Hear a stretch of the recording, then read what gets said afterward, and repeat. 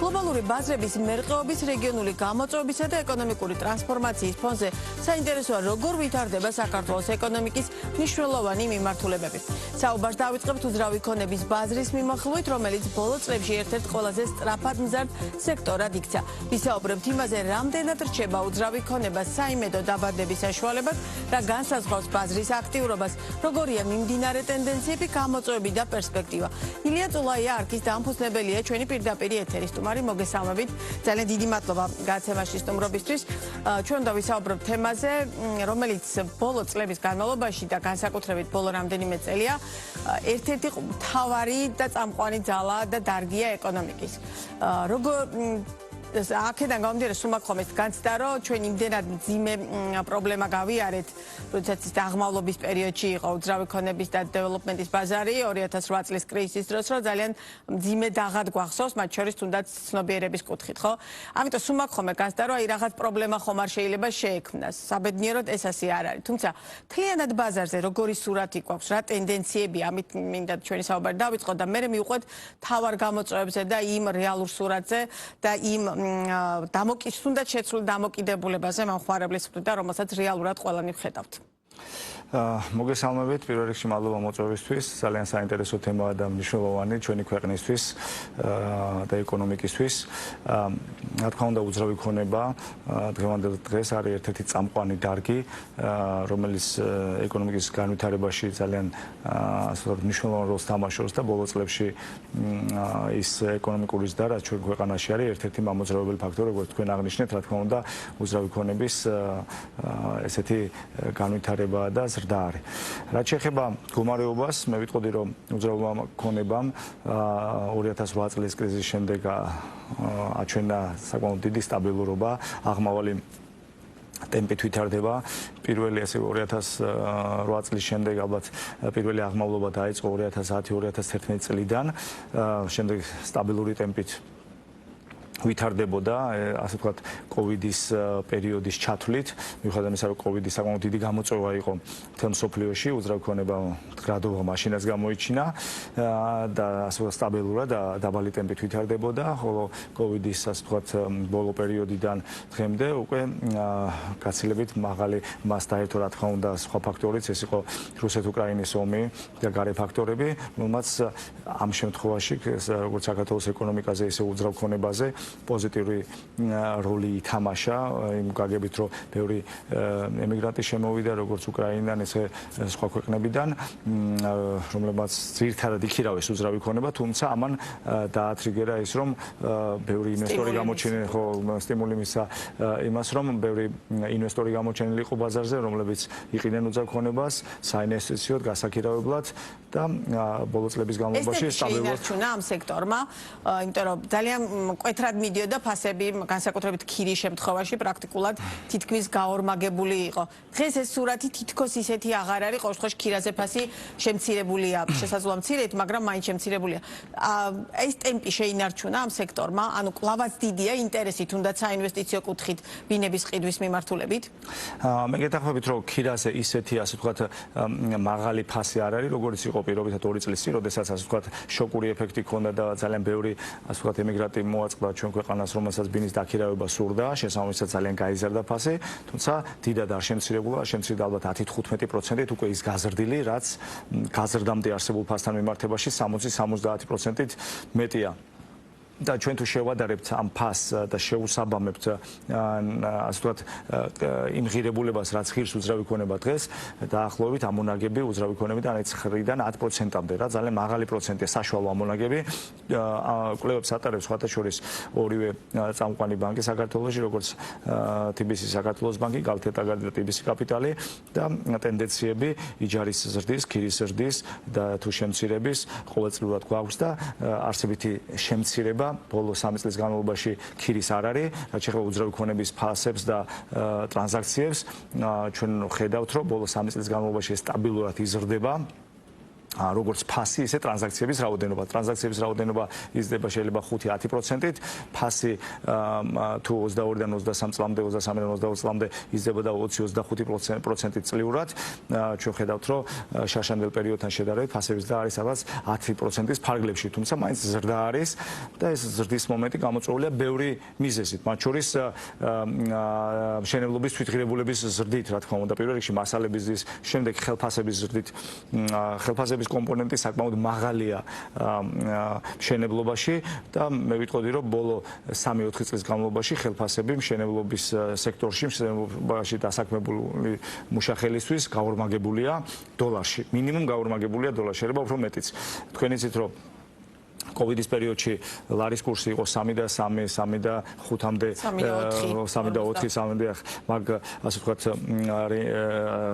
სექტორ დიაპაზონში მოძრაობდა, დღეს არის 2 და 7, შესაბამისად დოლარში რო შევხედოთ, 2 მაგზე მეტია ხელფასები კოვიდის პერიოდთან შედარებით კოვიდის პერიოდს რო შევადაროთ მუშახელის ხელფასს. რა თქმა უნდა, ამან გამოიწვია მუშახელის წილის ფასის გაძვირება, რაც კვადრატულ მეტრში საერთო სამშენებლო ფართზე დაახლოებით 40-50 დოლარია გაძვირების ნაწილი მინიმუმ მუშახელის ხელფასის ხარჯზე. ჩვენ მე ვსაუბრობ აქ მხოლოდ კარკასის მდგომარეობაში ასაშენებელ უძრავქონებაზე, პლუს რა თქმა უნდა მასალების ფასებიც ყოველწლიურად იზრდება და თვითღირებულება გაიზარდა. თვითღირებულების გაზრდას, სამშენებლო თვითღირებულება გაიზარდა.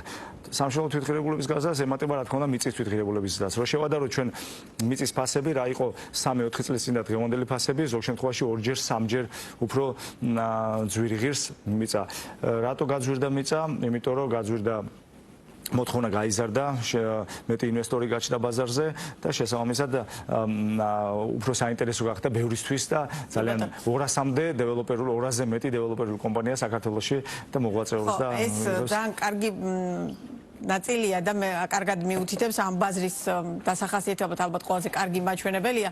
სწორედ ამიტომ ვკითხულობ და მაქვს კომეს გასდა, რომ რეალურად ანუ ეს ბაზარი საინვესტიციო კუთხით მიუხედავად იმისა, რომ მაღალი ფასებია, მაინც საინტერესოა ერთის მხრივ თქვენთვის ამ შემთხვევაში დეველოპერებისთვის, რომ რაც შეიძლება მეტი ფართია აშენოთ და მეორე მხრივ მყიდველი გყავთ, ხო? რეალურად ხა აბსტრაქტულად ხო არ აშენებთ, ანუ რეალურად მოთხოვნაა და სწორედ ამიტომაც წამოვიდა ესეთი ინტერესი დაუშვათ თავად დეველოპერების გააქტიურების კუთხით.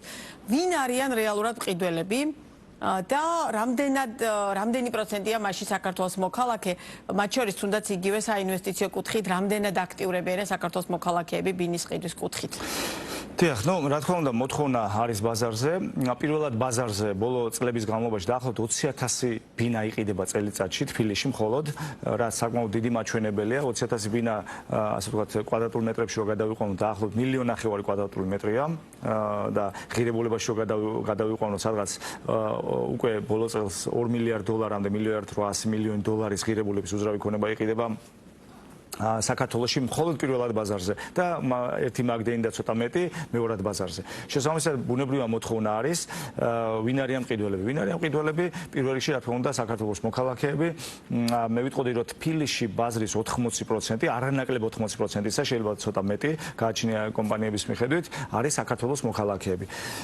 რა თქმა უნდა, ის ერთსულ მოსახლეზე, რაც არის აღმოსავლეთ ევროპის, ასე ვთქვათ, საშუალო შეფარდება ერთსულ მოსახლეზე ფართის, საქართველოს ჯერ კიდევ დაბალია, თუ დაუშვათ აღმოსავლეთ ევროპის ქვეყნებში არის 28-29 კვადრატული მეტრი ერთსულ მოსახლეზე, საქართველოში ეს მაჩვენებელი არის სადღაც 23-24 კვადრატული მეტრი. ჯერ კიდევ არის, ასე ვთქვათ, გაუმჯობესების შესაძლებლობა და ის რომ, ანუ ფართის გაზრდის შესაძლებლობა ერთსულ მოსახლეზე და ის რომ ქვეყნის ეკონომიკა გაიზარდა ბოლო წლების განმავლობაში და ნომინალში GDP $4,000-დან $10,000-ზე ავიდა, დაახლოებით 150%-იანი ზრდა იყო დოლარში ერთსულ მოსახლეზე მთლიანი შიდა პროდუქტის.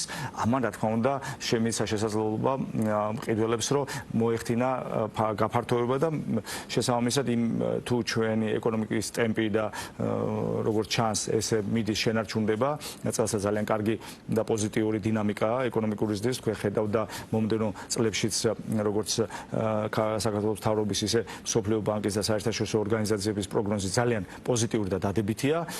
რა თქმა უნდა, უძრავი ქონების მოთხოვნაც გაყვება.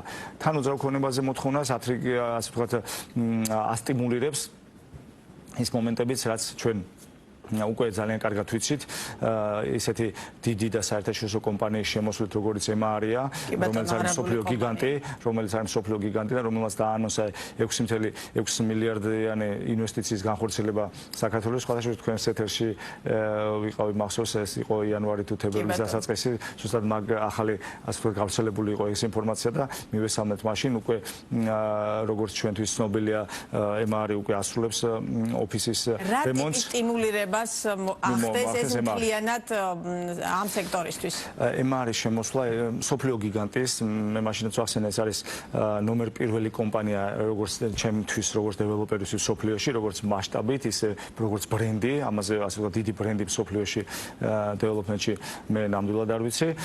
შემოსვლა ხსნის ასე ვთქვათ ფოკუსირებას აკეთებს საქართველოს უძრავ ქონებაზე, როგორც საინტერესო მიმართულებაზე. რა თქმა უნდა, ემაარის მომხმარებლები იქნება როგორც ქართველები, ისე უცხოელები და ეს არის ასე ვთქვათ უცხოელებისთვის, ინვესტორებისთვის, ეს იქნება ევროპიდან თუ ახლო აღმოსავლეთიდან ახალი მიმზიდველი წერტილი, სადაც შეიძლება განახორციელო ინვესტიცია უძრავ ქონებაში და შემოვიდეს ბევრი ინვესტიცია საქართველოში. რაც რა თქმა უნდა შემდეგ გადაიზრდება კლიანტში და პროდუქტის დაში ერთსულ მოსახლეზე და თითოეული მოსახლეობის კეთილდღეობაში.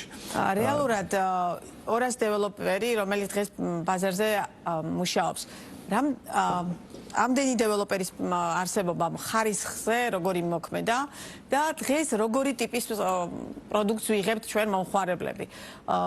თან მით უმეტეს გაძვირებულ ფასებში, ჩვენ უკვე ვისაუბრეთ ამ გაძვირების ნაწილზე, ამას აღარ შევეხები, მაგრამ რეალურად რამდენად შეიცვალა მომხმარებლის ქცევა მათ შორის მოთხოვნის კუთხით და რამდენად პასუხობთ დეველოპერები აი ამ მოთხოვნას, რაც რეალურად ბაზარზე სახის ცვლილება ფაქტობრივად არის. თუ ადრე პირობითად მოქალაქისთვის თავარი იყო უბრალოდ ქონოდა სახლი, დღეს მას აღარ აკმაყოფილებს, მხოლოდ მივესალმები, რომ აღარ აკმაყოფილებს, ეს ნიშნავს განვითარების სხვა ეტაპზე გადასვლას, რომ მას ჭირდება დღეს აბსოლუტურად მათ შორის იქვე გარემო, გამწვანებული და შემდგომ მთელი ატრიბუტიკი, თუნდაც იგივე თბო შენობები, ენერგეტიკულად რაღაც სხვა ტიპის შენობასთან მას ითხოვს და შემდგომ.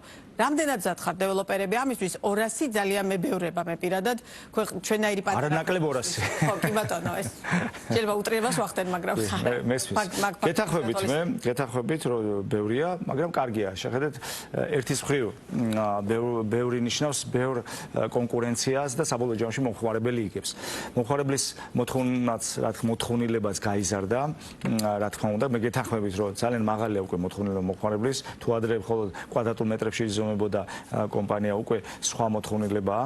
ამაში სახელმწიფოც დაეხმარა და დეველოპერებს დაეხმარა იმ კუთხით, რომ მინიმალური რეგულაციები ხარისხთან მიმართებაში დააყენა და თუ ადრე კონკურენციაში ზოგჯერ პატარა დეველოპერები ცდილობდნენ ხარისხის ხარჯზე დაბალი ფასი დაესვათ, ეხლა მინიმუმზე დავიდა ეს ნაწილი ხარისხთან მიმართებაში. იგივე ხანძარ უსაფრთხოების ნაწილში, იგივე თბოიზოლაციის ნაწილში მინიმალური მოთხოვნები აქვს სახელმწიფოს და სხვანაირად ვერ ააშენებ. აქედან გამომდინარე, გარკვეულწილად ხარისხის მინიმალური ნიშნული გაჩნდა, თუმცა მინიმუმზე არ აკმაყოფილება ჩვენი მომხმარებელი და ეს ძალიან კარგია. ამ ასე ვთქვათ შენობის ხარისხის გარდა არის გარემო, ფასადი, გამწვანება, ის ასე ვთქვათ ინფრასტრუქტურა შეიძლება გაკეთდეს. ჩვენ სულ ახლა ზუსტად ამ ფაქტორების გათვალისწინებით ახალი პროექტი დავიწყეთ Grand Avenue არქისგან, რომელიც 20 ჰექტარ ტერიტორიაზეა თბილისში და იქ თავაზობ ჩვენ მომხმარებელს ყველაფერს, მათ შორის არის პადელ ცენტრი, გამწვანება, სადაც გამწვანება არის 75%. ანუ ეს მოთხოვნა წამოვიდა მომხმარებლისგან და ჩვენც ვცდილობთ დეველოპერები ამ შემთხვევაში მე შემიძლია ჩვენი კომპანიის მაგაზინზე ვილაპარაკო, ჩვენც თავაზობთ მომხმარებელს, რომ საუკეთესო იყოს, მიმზიდველი იყოს, რომ ამ 200 დეველოპერში გამორჩეული პროექტი შევთავაზეთ ყველაზე მეტი ინფრასტრუქტურით, ყველაზე მეტი სავაჭრო ცენტრით, გასართობი ცენტრით, ველობილიკებით, აი ყველანაირი ხარისხიანი ინფრასტრუქტურით, ხარისხიანი არქიტექტურით, აქ არქიტექტურაზეც ძალიან მაღალი მოთხოვნა, ჩვენ შემთხვევაში უცხოელი არქიტექტორი ჩამოვიყვანთ ზოგი სინგაპურიდან, ზოგი ავსტრალიიდან, რომ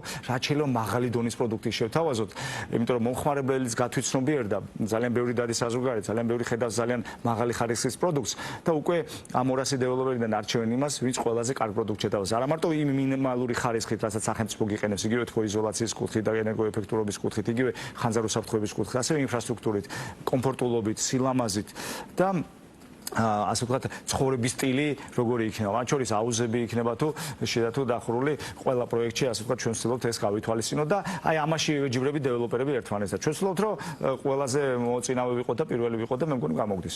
კი ბატონო, აქვე საინტერესოა დავუშვათ ის ნაწილიც, რომ რეალურად თვითონ დეველოპერები თქვენთანაც ახსენეთ, რომ მიწის ფასი გაძვირდაო.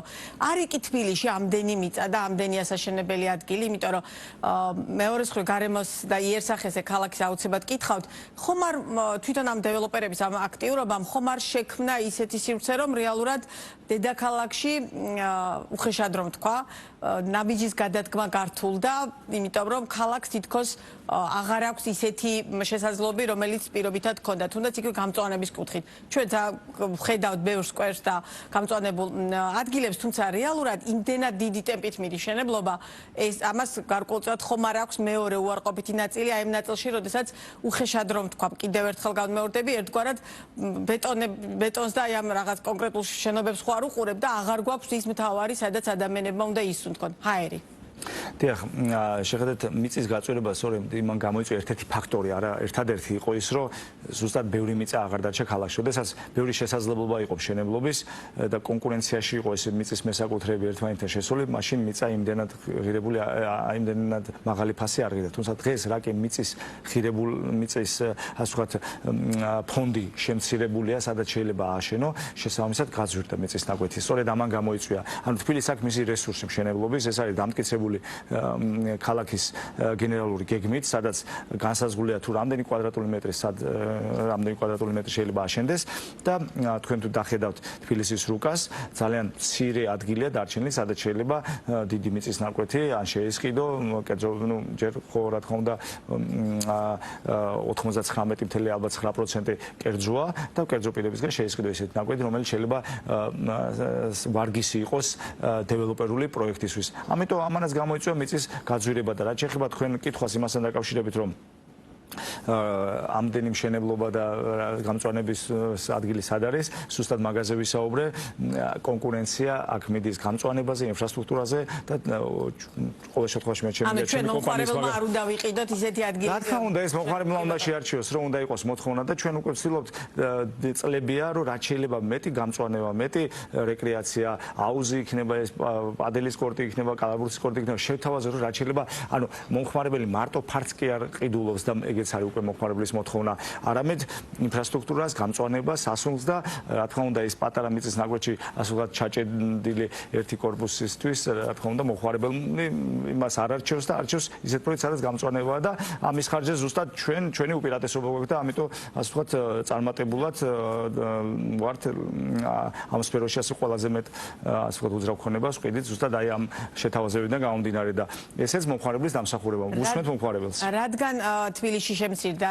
ასაშენებელი მიწის ფართობი, რეგიონებში როგორი სურათი გვაქვს და არის თუ არა თქვენთვის და თქვენაირი მსხვილი კომპანიებისთვის საქართველოს სხვა ქალაქები საინტერესო და რეალურად ეს დისბალანსი, რომელიც დღეს გვაქვს და რეალურად გვაქვს, რაღაც გარკვეულწილად თვითონ დეველოპერები ხომ არ ფიქრობთ, რომ შესაძლებელია თუნდაც და იქ იმ ნაწილში, მაგალითად რეგიონებში ფასები როგორია?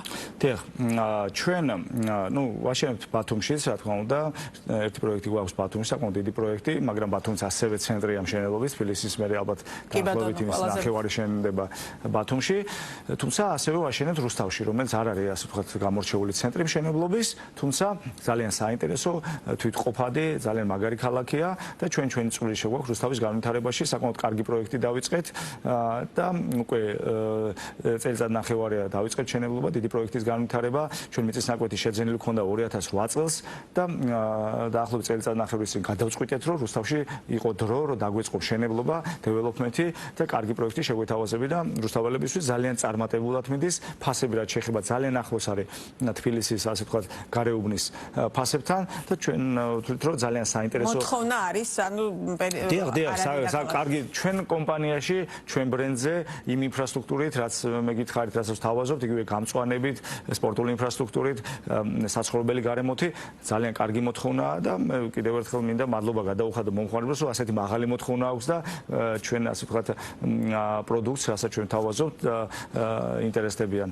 და ეს არის კიდევ ერთხელ ვამბობ, ეს არის მომხმარებლის დამსახურება. მომხმარებელს თქვენ როგორც აღნიშნეთ, გაეზარდა ხარისხზე მოთხოვნა, მომხმარებელს გაეზარდა მოთხოვნილება, რომ იყიდოს არა მარტო ფართი, არამედ გარემო, იყიდოს ხარისხიანი ეზო, იყიდოს ხარისხიანი სადარბაზო არქიტექტურა, ინფრასტრუქტურა საკუთარი შვილებისთვის და ზუსტად ჩვენ უსმენთ ჩვენ მომხმარებელს და ზუსტად ასეთ პროდუქტს თავაზობთ, როგორც თბილისში, ისე რუსთავში. იპოთეკური სესხები ერთ-ერთი ყველა სერიოზული პრობლემა იყო წლების განმავლობაში, როდესაც ადამიანებს არ შეეძლოთ მათი ანაზღაურების მხრიდან გამომდინარე დაუშვათ აიღოთ იპოთეკური სესხი, თუმცა დეველოპერულმა კომპანიებმა შიდა განვადების სისტემა ამოქმედეთ, ერთ-ერთი თქვენი კომპანიაც არის. რა არის მთავარი მიზეზი ამ შიდა განვადებების ამოქმედების და როდესაც შიდა განვადებებზეა საბედნიეროდ არანაირი მსგავსი პრობლემა რაც იყო არ არის და იმედი მაქვს რომ არც იქნება, თუმცა ჩვენ ძალიან ცუდ ტენდენცია გვახსოვს შიდა განვადებების ნაწილშიც. როგორ ვცდილობთ ამის დაბალანსებას, ან რამდენად შესაძლებელია ამის სწორი დაბალანსება ისე რომ არ მივიღოთ რეალურად ერთ დღეს ძალიან სერიოზული პრობლემა ამ ნაწილში. თორე ერთის მხრივ ძალიან მიმზიდველია შიდა განვადება, თუმცა არის ძალიან დიდი რისკიც. არ ვიცი თქვენ რა რისკი გულისხმობთ შიდა განვადების შემთხვევაში. მომხმარებლის უმეტესობა წლების განმავლობაში ჰაერი იყიდებოდა საქართველოში და არა, დიახ, მაგ ნაწილში ხო, მაგრამ აი ახლა მან მივდივარ ზუსტად მაგის საპასუხოდ, შეხედეთ, მომხმარებლის უმეტესობა დაახლოებით იმ ნაწილს იხდის შიდა განვადების პერიოდში, რაც ჭირდება იპოთეკური სესხის ასაღებად. ანუ დეველოპერი რეალურად ეხმარება მომხმარებელს ის 15-20% მთელი უძრავი ქონების ღირებულების გადაიხადოს შიდა განვადების პერიოდში და დარჩენილი 80-85% ბინის ღირებულების გადაიხადოს მშენებლობის ბოლოს ბანკში იპოთეკური სესხის აღებით. ანუ ის 15-20% თუ ბინა ღირს პირობითად $50,000 და 15-20% ამ შემთხვევაში, 15%-ზე რო ვიან გარშოთ იქნება $7,500 თუ ერთიანად არ აქვს მომხმარებელს, დეველოპერი ეხმარება რომ პირობითად 24 თვის განმავლობაში ეს $7,500 დააგროვებინოს მომხმარებელს, შეატანინოს კომპანიაში, რომ იყოს ის მას ჰქონდეს შესაძლებლობა გადავიდეს ბანკში, აიღოს იპოთეკური სესხი და შეიძინოს ბინა. ამიტომ ის რომ თქვენ რასაც ახსენებთ 2008 წელს, როდესაც ჰაერს ყიდულობდა ხალხი ერთიანად იხდიდა და შემდეგ პრობლემა მოხდა და გაიჭედა ესეთი რამე ამის ტენდენცია დღეს არ არის, იქიდან გამომდინარე რომ უმეტეს შემთხვევაში ჩვენ შემთხვევაში მაგალითად ჩვენ ბანკები გვიდგას უკან და ის პერიოდი როდესაც მომხმარებელი სესხი ხდით, ამის დაფინანსება ხდება ან საკუთარი კაპიტალით, ან ბანკის მეშვეობით და თითქმის ჩვენი ყველა პროექტი ან სრულად ბანკებით ფინანსდება 70% ნაწილი ჩვენი საკუთარი კაპიტალით და ის მცირედით ახლა 15-20% რასაც მომხმარებელი იხდის, ეს უბრალოდ ხელშეწყობა მომხმარებლისთვის, რომ ბოლოში სანამ მშენებლობა დასრულდება, მზად იყოს იპოთეკური სესხის ასაღება. თუ მას არ აქვს კაპიტალი, საკუთარი კაპიტალი მთლიანად შეიძინოს ბინა. ამიტომ ის რისკი, რომ რაღაცა ამ პერიოდში, ანუ მომხმარებლის ფულით როცა ცდილობდა დეველოპერი აეშენებინა კორპუსები, ან მომხმარებლის ფულს იღებდა და სხვა, ასე ვთქვათ, ახალ საინვესტიციო იმაში მიქონდა, რაც ტენდენცია 2008 წელს იყო, ეს ტენდენცია ფიზიკურად შეუძლებელია, იმიტომ რომ მომხმარებელი იმდენ თანხას არ იხდის, გათვითცნობიერდა და მომხმარებული განსავლულია ამ პერიოდის განმავლობაში, მით უმეტეს არადაფინანსებულ, ბანკის მიერ არადაფინანსებულ პროექტებში, რომ რაღაცა რისკის ქვეშ დააყენოს, როგორც საკუთარი თავი, ისე სექტორი და ასე ჯანსაღად ვითარდება. მთავარი გამოწვევა რა არის ამ სექტორში დღეს? რა არის ყველაზე მეტად ხელისშემშლელი თუ ხედავთ აი ამ ტიპის პრობლემებს? მთავარი გამოწვევა, პირველი მთავარი გამოწვევა არის მუშახელი. თქვენ როგორც ჩვენ თავიდანვე ვისაუბრეთ, ეს არის ძალიან ასე ვთქვათ მზარდი და ასე ვთქვათ თვითყოფადი და ძლიერი სექტორი, რომელიც ძალიან მნიშვნელოვანი როლი აქვს, რომელსაც ძალიან მნიშვნელოვანი როლი ქართული ეკონომიკის ზრდაში და აქედან გამომდინარე ითხოვს ძალიან ბევრ მუშახელს, პროფესიონალს, რომ ხარისხიანად აშენდეს ის შენობები, რაზეც ჩვენ ვისაუბრეთ, მით უმეტეს მომხმარებლის მიერ გაზრდილი მოთხოვნილების პირობებში. თუმცა სამწუხაროდ მუშახელის როგორც რაოდენობა, ისე ხარისხი ხშირად ვერ მიყვება და ამიტომ ხდება რიგ შემთხვევაში უცხოელი მუშახელის შემოყვანა, რომ მოხდეს დაკმაყოფილება მშენებლობის ტემპის, ხარისხის და ხარისხის პრინციპში რა. თუმცა მე ვიმედოვნებ, რომ იმდენად მაღალია და იმდენად იზრდება ხელფასები მშენებლობის სფეროში, კიდევ უფრო მეტი ახალგაზრდა დაინტერესდება ამ სფეროში, გახდება სპეციალისტები ამ სფეროში და უფრო მეტი მუშახელის პრობლემა არ იქნება. ჩვენ არა ვართ მშენებლები, ჩვენ დეველოპერები ვართ, თუმცა ძალიან პრობლემურია კარგი ხარისხიანი მშენებლების მოძიება ბაზარზე, რომლებიც ვადაში და დროულად აგისრულებს მშენებლობას და ხარისხში მოყვება. ეს არის მთავარი გამოწვევა. მეორე გამოწვევა, მე ესე ვიტყოდი, ეს არის მშენებლობის ნაწილი, მეორე გამოწვევა, რა თქმა უნდა, არის სტაბილურობა ქვეყანაში და ის ასე ვთქვათ ტენდენცია, რაც ბოლო წლების განმავლობაში არის ქვეყანაში, ამან გარკვეულწილად ხელი შეუწყო, თუმცა გარკვეული არასტაბილური პერიოდები, როდესაც ჩვენ გვაქვს ქვეყანაში, რა თქმა უნდა, პირველ რიგში უძრავქონებაზე აისახება და უძრავქონების ასე ვთქვათ მყიდველებს მინიმუმ გადავადება ხდება. გადავადება ხდება, რა თქმა უნდა. იცით, მეორე მხრივ ჩვენს ასე ვთქვათ მდგომარეობას მიეჩვია ჩვენი მომხმარებელიც და გარკვეულწილად დიდი ნაწილი მომხმარებლისა მაინც ამას ჩვეულებრივ მოვლენად გარკვეულ არასტაბილურ სიტუაციებში ჩვენი მომხმარებელი ჩვეულებრივად აღიქვამს და აგრძელებს შეძენას. ამ პერიოდებში გადახდებით თუნდაც ის შიდა განვადების სისტემა როგორ მუშაობს ხომ არის ჩავარდნები არის თუ დაუშვათ ეს ძალიან მინიმალური პროცენტი შეიძლება იყოს. მე შემიძლია ზუსტად გითხრათ, ესე იგი შარშან თქვენი ცით დეკემბერში რამდენმარება იყო როგორი აქციები და იანვარშიც მათ შორის, ხო? გადახდებს რა თქმა უნდა არანაირი პრობლემა არ ქონია, რაც შეეხება მომხმარებლებს და გაყიდვებს, დაგეგმილის დაახლოებით 80% გაიყიდა. შესაბამისად 80%-საც არ ველოდით სიმართლე გითხრათ, იმ მდგომარეობა თქვენ გახსოვთ თბილისის გუშინში ჩვეულებრივი მინი საომარი მოქმედებები იყო სამწუხაროდ და იმ ვითარებაშიც მე როცა ღამე ესეთი ვითარება იყო, მეორე დღეს ბინები იყიდებოდა და ეს იმას ნიშნავს, რომ ჩვენთვის ეს იყო სიგნალი, რომ მომხმარებლების მიეჩვია და ამას არ უყურებს ისეთ, რომ რაღაცა ქვეყანა იქცევა. თუმცა გარკვეულწილად რა თქმა უნდა გარკვეულმა რაოდენობა მომხმარებლებისა შეიძლება 20-30%-მა გადადო გადაწყვეტილების მიღება და იყიდა არა დეკემბერ-იანვარში, არამედ თებერვალში, მარტში და მე ვიტყოდი, რომ მე კიდევ შემიძლია გითხრათ, რომ ჩვენ ვიღებთ ორ ასე ვთქვათ წყაროდან ინფორმაციას, ეს არის ტიპის საქართველოს ბანკის კვლევები და ვიცით, რომ ტრანზაქციები ხო კალთი და ტიბის კაპიტალი მომატებულია შარშანდელთან შედარებით დაახლოებით 5%, ჩემი კომპანიის მაგალითზე მე შემიძლია გითხრათ, რომ დაახლოებით 50%-ზე მეტი ზრდა არის შარშანდელთან შედარებით. შესაბამისად, ტენდენცია რა თქმა უნდა პოზიტიურია, როგორც საერთოდ ბაზარზე, ისე ჩემი კომპანიის არქის კუთხით კიდევ უფრო მეტია და ეს ალბათ ჩვენი კომპანიის დამსახურება იმ კუთხით, რომ უფრო გვენდობა მომხმარებლისთვისაც მე მინდა მადლობა გადაუხადო, როგორც ქართული ბაზარზე აქტიურობისთვის, ისე პირველ რიგში ჩემი კომპანიისთან აქტიურობაში და ყიდვაზე. თავად და ჩვენი საუბრის ბოლოს აუცილებლად მინდა ვიკითხო, თქვენ გქონდა დაანონსებული საზღვარგარეთ პროექტების განხორციელება, რა ეტაპზეა, მათ შორის იგივე ამერიკის შეერთებულ შტატებში, ეს უკვე როგორც ჟურნალისტს ბუნებრივად გვაინტერესებს. რა თქმა უნდა, ჩვენ ამერიკის შეერთებულ შტატებში, კერძოდ ფლორიდაში, მაიამისთან შევიძინეთ მიწის ნაკვეთი, მშენებლობის ნებართვის ყველა პროცედურა გავიარეთ. უფრო ხანგრძლივი არის, რა თქმა უნდა, ვიდრე საქართველოშია და გარკვეული პერიოდი და წლები ჭირდება. ეხლა ნებართვა ავიღეთ, დაფინანსების საბოლოო თემას ვყავთ და ალბათ უახლოეს თვეებში დავიწყებთ მშენებლობას და გადავალთ უკვე აქტიურ ფაზაზე.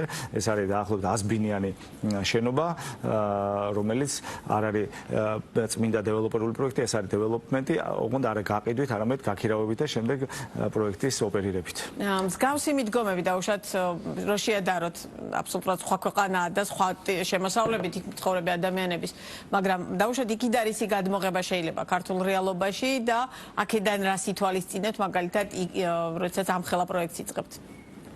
სხვათა შორის მინდა ვთქვა, რომ საკმაოდ მაღალ დონეზეა ჩვენი ასე ვთქვათ დეველოპმენტი და ჩვენი გუნდი ჩართული იყო ასე ვთქვათ იგივე პროექტის დამუშავებაში და კორექტირებაში, ანუ ადგილობრივი არქიტექტორი ვიყავდა ჩვენ ამერიკელი აყვანილებ ყავს, თუმცა გარკვეული შენიშვნები ჩართულობა საკმაოდ მაღალი იყო. რაც შეეხება რისი გადმოღება შეიძლება, რა თქმა უნდა შეიძლება გადმოღება იმის, რომ რამდენად მაღალი ხარისხით აშენებენ, რომ იქ სრულად გარემონტებული ბინები ბარდება და ადამიანს შეუძლია უკვე შევიდეს საცხოვრებლად ჩვენთან ძირითადად ბარდება ეგრეთ წოდებული თეთრი თუ მწვანე კარკასის შენობები.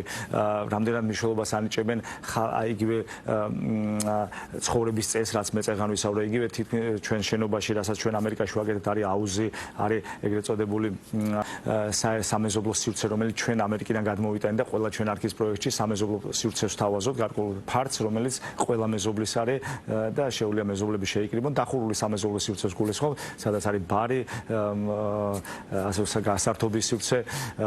უმეტეს ჩვენ პროექტებში ზუსტად ამერიკიდან გადმოვიტანეთ ის, რომ თავაზობთ აუზს ჩვენ მომხმარებლებს.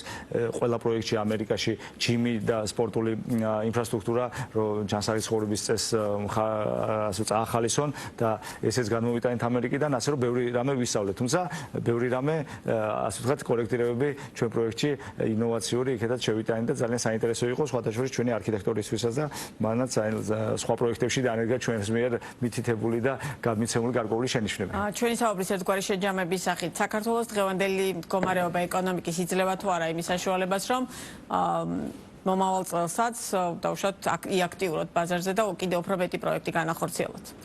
მე ვარ მეწარმეები ვართ ოპტიმისტები, შესაბამისად ოპტიმიზმით უყურებთ, რა თქმა უნდა, მომავალს. მე განსაკუთრებით იმ პირობებში, როდესაც ამხელა დეველოპერი შემოდის ჩვენთან ბაზარზე, მას არ აღვიქვამთ როგორც კონკურენტად, მას აღვიქვამთ პირადად როგორც ბაზრის, ასე ვთქვათ, მხარდამჭერად და საქართველოს მხარდამჭერად, რომ კიდევ უფრო მეტი ფოკუსი გადმოიტანოს სოფლიო ინვესტორების საქართველოსკენ და მე დარწმუნებული ვარ და მჯერა, რომ 2026 წელი გაცილებით აქტიური და გაცილებით ასე ვთქვათ მიმზიდველი იქნება უძრავი ქონების ბაზარი საქართველოში, ვიდრე 2025-ან უფრო ასე 24 და ქვედა წლები. ძალიან დიდი მადლობა საინტერესო საუბრისთვის. წარმატებებს გისურვებთ. ილია წულაია იყო ბიზნეს პარტნიორის პირდაპირ ეთერის სტუმარი.